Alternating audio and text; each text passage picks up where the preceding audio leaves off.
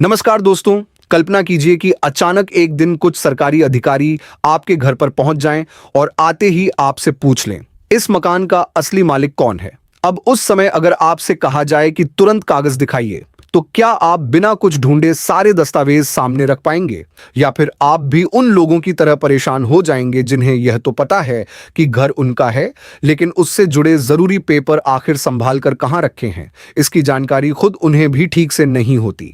आज के समय में यही छोटी सी लापरवाही आगे चलकर बड़ी परेशानी का कारण बन रही है। दरअसल अभी जो प्रक्रिया चल रही है, उसे सामान्य चेकिंग समझना बहुत बड़ी गलती होगी। पूरे देश में बड़े स्तर पर लोगों के घरों, परिवारों और प्रॉपर्टी से जुड़ी जानकारी इकट्ठा की जा रही है।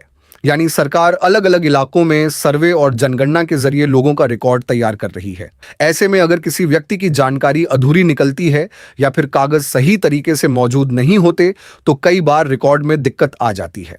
कुछ लोगों को बाद में अपने नाम से जुड़ी समस्याओं का सामना करना पड़ता है, जबकि कई मामलों में आगे चलकर कानूनी नोटिस तक मिलने की नौबत भी आ जाती है। इतना ही नहीं, बाद में प्रॉपर्टी को लेकर विवाद खड़े हो जाएं तो उन्हें ठीक करवाना भी आसान नहीं होता। इसी वजह से आज की यह जानकारी आपके लिए बहुत जरूरी होने वाली है, क्योंकि इस वीडियो में हम विस्तार से समझेंगे कि आखिर यह सर्वे और जनगणना की प्रक्रिया वास्तव में होती क्या है, सरकारी अधिकारी आपके घर आकर किस तरह की जानकारी मांग सकते हैं, और सबसे महत्वपूर्ण बात, अगर कभी आपको अपने घर या प्रॉपर्टी की ऑनरशिप साबित करनी पड़ जाए तो कौन कौन से डॉक्यूमेंट्स आपके पास तैयार होने चाहिए। यानी आज हम आपको पूरी प्रक्रिया आसान भाषा में समझाने वाले हैं, ताकि बाद में आपको किसी भी परेशानी का सामना ना करना पड़े। और दोस्तों, आगे बढ़ने से पहले अगर आपने अभी तक चैनल को सब्सक्राइब नहीं किया है तो जरूर कर लीजिए और कमेंट करके अपनी राय भी बताइए।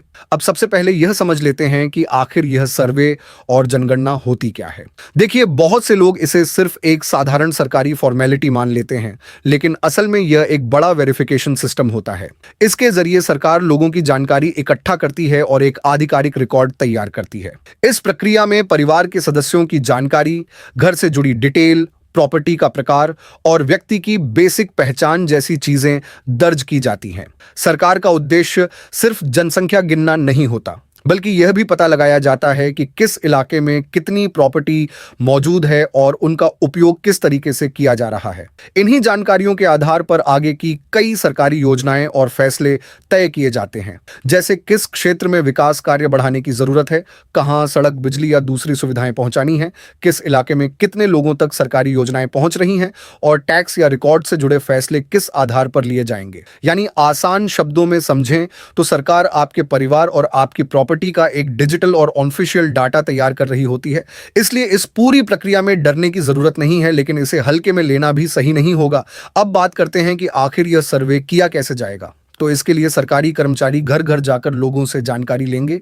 उनके पास सरकारी पहचान पत्र होगा और ज्यादातर मामलों में वे मोबाइल, टैबलेट या किसी डिजिटल डिवाइस के जरिए आपका डाटा रिकॉर्ड करेंगे। इस दौरान परिवार में कितने सदस्य हैं, घर किसके नाम पर है और प्रॉपर्टी से जुड़ी दूसरी जानकारी भी पूछी जा सकती है। कई जगहों पर अधिकारियों द्वारा घर की फोटो ली जा सकती है और कुछ मामलों में जियो टैगिंग जैसी प्रक्रिया भी की जाती है, ताकि लोकेशन और प्रॉपर्टी की जानकारी सही तरीके से रिकॉर्ड हो सके। अब यहाँ सबसे जरूरी सवाल आता है कि अधिकारी आखिर किन चीजों की जांच करेंगे।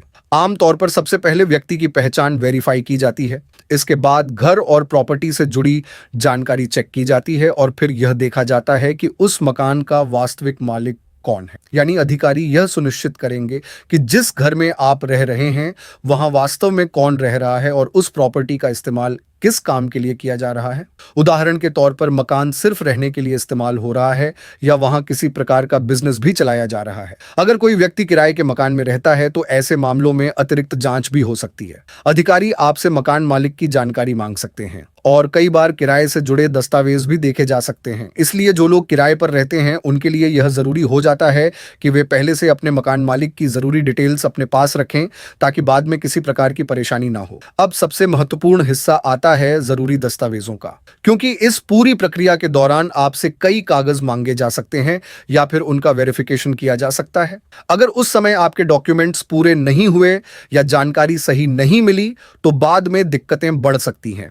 इसलिए पहले से यह समझ लेना बेहद जरूरी है कि कौन कौन से कागज आपके पास तैयार होने चाहिए। ताकि सर्वे या वेरिफिकेशन के दौरान आपको किसी भी प्रकार की समस्या का सामना न करना पड़े। अब आगे बात करते हैं उन दस्तावेजों की जिन्हें इस सर्वे के दौरान आपसे मांगा जा सकता है। सबसे पहले अधिकारियों द्वारा आपकी पहचान से जुड़े सामान्य कागज देखे जा सकते हैं, जैसे आधार कार्ड, वोटर आईडी या राशन कार्ड। ये ऐसे डॉक्यूमेंट्स हैं जो आपकी बेसिक पहचान को वेरीफाई करने के लिए इस्तेमाल किए जाते हैं, इसलिए इन्हें पहले से तैयार रखना बेहद जरूरी है।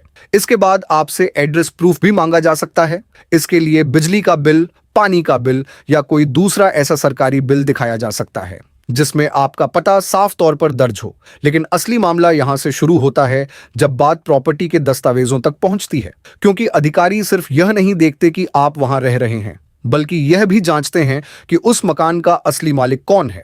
ऐसे में आपसे मकान या जमीन से जुड़े जरूरी कागज मांगे जा सकते हैं, जैसे सेल डीड यानी रजिस्ट्री, म्यूटेशन के पेपर, कसरा खतौनी या जमीन से जुड़े दूसरे रिकॉर्ड। अगर आपके पास प्रॉपर्टी टैक्स जमा करने की रसीद मौजूद है तो वह भी काफी महत्वपूर्ण मानी जाती है। यहां एक बात अच्छे से समझ लीजिए कि केवल बिजली का बिल दिखा देने से मकान पर आपका मालिकाना हक साबित नहीं होता। उससे सिर्फ आपका एड्रेस वेरीफाई होता है, जबकि असली ओनरशिप साबित करने के लिए मजबूत प्रॉपर्टी डॉक्यूमेंट्स की जरूरत पड़ती है। अब बात करते हैं उन सवालों की जो सर्वे टीम या अधिकारी आपसे पूछ सकते हैं। कई बार वे सीधे और स्पष्ट तरीके से जानकारी लेते हैं, जैसे यह मकान आपने कब खरीदा, किस व्यक्ति से खरीदा, क्या इसकी रजिस्ट्री आपके नाम पर है या नहीं।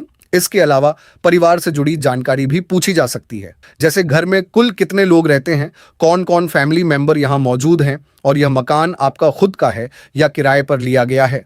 ऐसे समय में आपके जवाब साफ, सटीक और आत्मविश्वास से भरे होने चाहिए, क्योंकि अगर आपकी बात और सरकारी रिकॉर्ड में अंतर निकलता है तो बाद में उसी वजह से दिक्कतें शुरू हो सकती हैं। अब सबसे जरूरी सवाल आता है कि आखिर कोई व्यक्ति अपने घर की ओनरशिप साबित कैसे करे, क्योंकि कई बार लोगों को अपने ही मकान का मालिक होने का सबूत देना पड़ जाता है। ऐसी स्थिति में सबसे मजबूत प्रमाण प्रॉपर्टी की रजिस्ट्री मानी जाती है। अगर मकान पैतृक संपत्ति है और कई वर्षों से परिवार के पास चला आ रहा है तो उस स्थिति में म्यूटेशन रिकॉर्ड, टैक्स की रसीदें या पुराने जमीन रिकॉर्ड काफी काम आते हैं। ये सभी दस्तावेज इस बात का सबूत माने जाते हैं कि संपत्ति वास्तव में आपके परिवार की है। लेकिन अगर जिस मकान में आप रह रहे हैं उसकी रजिस्ट्री किसी दूसरे व्यक्ति के नाम पर है तो आगे चलकर आपके सामने कानूनी या रिकॉर्ड से जुड़ी परेशानियां खड़ी हो सकती हैं। अब बहुत से लोगों के मन में यह सवाल भी आता है कि अगर उनके पास पूरे कागज ही मौजूद ना हो तो फिर क्या किया जाए। ऐसी स्थिति में सबसे पहले आपको अपने पुराने रिकॉर्ड और बिल इकट्ठा करने चाहिए। इसके साथ ही नगर निगम, पंचायत या स्थानीय विभागों से पुराने रिकॉर्ड निकलवाने की कोशिश करनी चाहिए। अगर किसी प्रकार की कमी या विवाद की स्थिति हो तो एफिडेविट तैयार रखना भी आपके लिए जरूरी हो सकता है, क्योंकि अगर इन चीजों को समय रहते ठीक नहीं किया गया तो भविष्य में प्रॉपर्टी विवाद जैसी समस्याएं सामने आ सकती हैं और बाद में मामला संभालना मुश्किल हो जाता है। अब आखिर में बात करते हैं उन गलतियों की जो सबसे ज्यादा लोग कर बैठते हैं। कई लोग डर या घबराहट में आकर नकली दस्तावेज बनवा लेते हैं और वही अधिकारियों को दिखा देते हैं, लेकिन ऐसा करना बहुत भारी पड़ सकता है। इसके अलावा कई बार सर्वे टीम घर तक पहुंचती है, लेकिन लोग उसे गंभीरता से नहीं लेते और नजरअंदाज कर देते हैं।